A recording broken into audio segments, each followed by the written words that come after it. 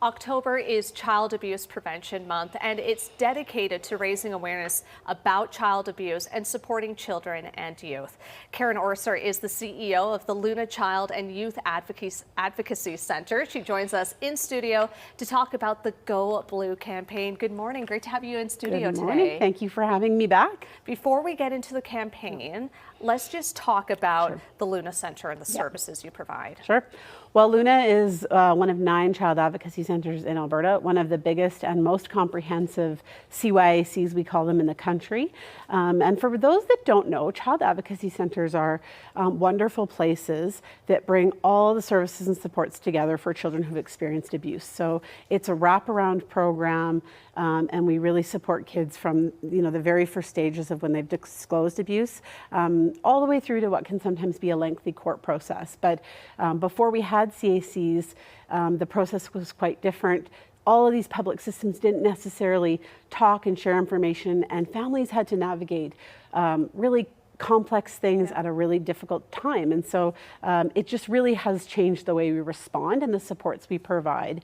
And they're really important places and really important interventions for kids. Absolutely. Yeah. It kind of pains me to ask this next question, but just how prevalent is child abuse in our community right now? You know, the stats around child abuse are very sobering.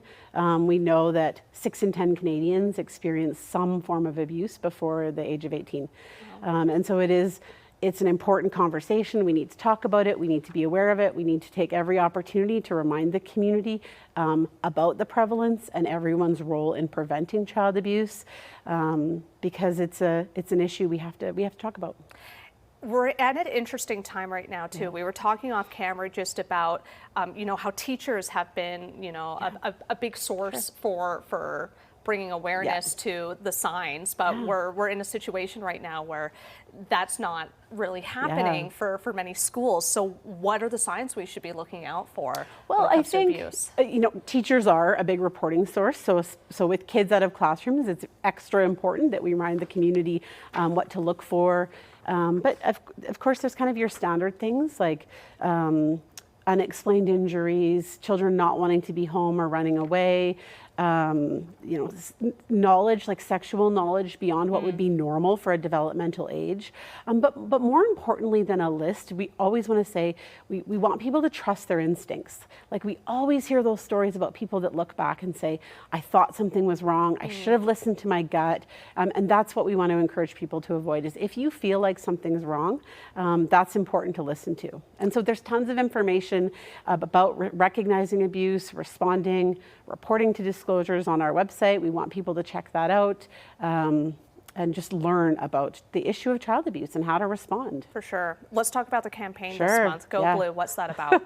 Well, October is Child Abuse Prevention Month. And so all through the month, we are talking about child abuse, raising awareness about child advocacy centers, and it kind of all leads up to October 24th. It's Go Blue Day.